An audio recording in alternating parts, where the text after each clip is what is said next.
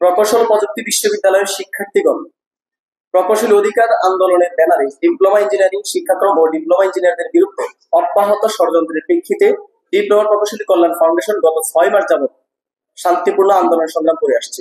আমাদের আন্দোলন সংগ্রামের সার্বিক বিষয়টি আপনারা অবশ্যই অবগত আছেন, কিন্তু আপনাদের ধৈর্যচ্যুতি এবং সময় সংক্ষিপ্ততার জন্য আমরা আমাদের আন্দোলনের বিস্তারিত বিবরণ উল্লেখ করছি না। বিএসসি ইঞ্জিনিয়ারিং এর কতিপয় শিক্ষার্থী দেশে 3 দফা দাবি উত্থাপন করেই তারা ক্ষান্ত থাকেনি। আন্দোলনের নামে তারা কখনো শাহবাগে, কখনো ইন্টারকন্টিনেন্টালে, আবার কখনো তারা যমুনা অভিমুখে রওনা দিচ্ছে আমরা দেখতে পাচ্ছি। এতটুকুতেই তারা সীমাবদ্ধ থাকেনি, তারা পুলিশের উপর হেক্সা চাকু দিয়ে হামলা করছে। তারা সরকারকে কখনো 30 মিনিটে আলটিমেটাম দিচ্ছে, কখনো 12 ঘন্টার আলটিমেটাম দিচ্ছে। আমরা দেখতে পাচ্ছি তারা আবার কখনো কখনো দাবি করছে যে তারা সচিবের সাথে দেখা করতে চায়, আবার কখনো তারা দাবি করছে তারা 3 জন উপদেষ্টার সাথে দেখা করতে চায়। তাদের উন্মাদনা এতটুকুতে সীমাবদ্ধ থাকেনি।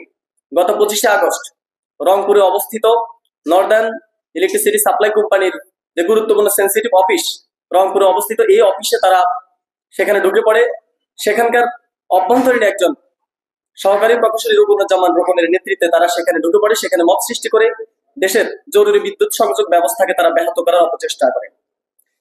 আপনারা অবশ্যই অবগত আছেন যে এই ঘটনার প্রতিবাদে ডিপ্লোমা প্রকৌশলী কল্যাণ ফাউন্ডেশন গত 26শে আগস্ট গাজীপুরের চৌরাস্তায় বিক্ষোভ মিছিল ও সমাবেশ কর্মসূচি পালন করেন এবং ওই সমাবেশ থেকে এই দুষ্কৃতিকারীদের গ্রেপ্তারের দাবি করা হয়, কিন্তু তাদের বিরুদ্ধে ব্যবস্থা না নিয়ে উল্টো নিষ্পত্তি কর্মরত নিরপরাধ উপসহকারী প্রকৌশলীদের গণহারে বদলিও মামলা করা হচ্ছে। অনেক হুমকি ও ধামকি তাদেরকে দেওয়া হচ্ছে, যা দেশের বিদ্যুৎ ব্যবস্থার প্রতি হুমকি প্রদান। যদি এর মধ্যে আইনি ব্যবস্থা না নেওয়া হয়, তাহলে সমাবেশ থেকে আরো বলা হয় long march to NESCO Rangpur এটি পালন করা হবে। আমরা লক্ষ্য করছি যে 48 ঘন্টা পার হয়ে গেলেও দুষ্কৃতিকারীদেরকে গ্রেপ্তারে সরকারের কোনো ভূমিকা এখন পর্যন্ত দেখা যাচ্ছে না। এমত অবস্থায় আমরা দেশের বিদ্যুৎ ব্যবস্থা নিয়ে অত্যন্ত শঙ্কিত।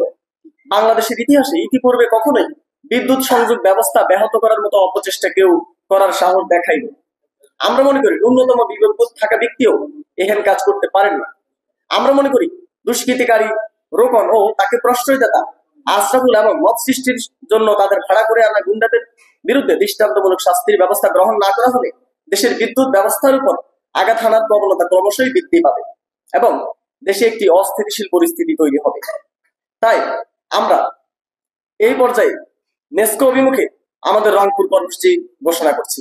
আগামী 2রা সেপ্টেম্বর বেলা 11 ঘটিকায় রংপুরে অবস্থিত নর্দার্ন ইলেকট্রিসিটি সাপ্লাই কোম্পানি তথা নেস্কো অফিস অভিমুখে আমাদের শান্তিপূর্ণ লং মার্চ কর্মসূচি পালিত হবে ইনশাআল্লাহ। একজন শিক্ষার্থী যখন ডিপ্লোমা পাশ করেন, তার পিছনে সরকারের 4 বছরে খরচ হয় সর্বোচ্চ 80,000 টাকা। আর একজন শিক্ষার্থী যখন বুয়েট থেকে যখন বিএসসি ইঞ্জিনিয়ারিং সম্পন্ন করেন, তখন তার পিছনে সরকারের খরচ হয় 10 থেকে 12 লক্ষ টাকা। তাহলে যদি 10ম গ্রেডে চাকরি করার জন্য 80,000 টাকা খরচ করে আমি একজন উপসহকারী প্রকৌশলী ডিপ্লোমা ইঞ্জিনিয়ারিং থেকে পাই, তাহলে কেন আমি 10 থেকে 12 লাখ টাকা খরচ করে বিএসসি ইঞ্জিনিয়ার সেখানে নিয়োগ দেব? তাহলে তাদের 3টি দাবি যদি ভিত্তিহীন হয়, কেন তারা রাস্তা দখল করে, সড়ক অবরোধ করে, সরকারকে হুমকি দামকি দিয়ে, পুলিশের উপর হেক্সা চাকু দিয়ে আঘাত করে এই কাজগুলো কেন করা হচ্ছে? আমরা মনে করি এই 3টি অগ্রহণযোগ্য অবাঞ্ছিত দাবি নিয়ে তারা মূলত দেশকে, নির্বাচনকে সামনে রেখে দেশকে অস্থিতিশীল করার একটি পরিকল্পনা হাতে নিয়েছে এবং আমরা মনে করি এই পরিকল্পনার পিছনে, এই ঘটনার পিছনে তৃতীয় কোনো শক্তি অবশ্যই জড়িত আছে। তাই আমরা সরকারের কাছে আহ্বান করি, আমরা সরকারের কাছে দাবি জানাই এই দুষ্কৃতিকারীদেরকে আইনের আওতায় এনে জিজ্ঞাসাবাদ করা হচ্ছে কোন তৃতীয় পক্ষটি তাদের পিছনে ইন্ধন দিচ্ছে। এখন পর্যন্ত সরকারের ঊর্ধ্ব কোনো মহল থেকে আমাদের সাথে কোনোরূপ যোগাযোগ করা হয়নি। তবে আমাদের বিএসসি ইঞ্জিনিয়ারিং শিক্ষার্থী ভাইদের দাবির প্রেক্ষিতে সেখানে একটি কমিটি গঠন করা হয়েছে। সেই কমিটি এই যে 28শে আগস্ট 2025 তারিখে বাংলাদেশ সচিবালয়ের উপদেষ্টা মোহাম্মদ ফজল করিম খানের সভাপতিত্বে একটি কমিটি গঠন করা হয়। সেখানে গত 28 তারিখে কমিটির প্রথম সভা অনুষ্ঠিত হয়েছে। এই সভায় অন্যান্যদের মধ্যে আমাদের আইডিবির সম্মানিত সভাপতিকে রাখা হয়েছে, আইবির সম্মানিত সভাপতিকে রাখা হয়েছে।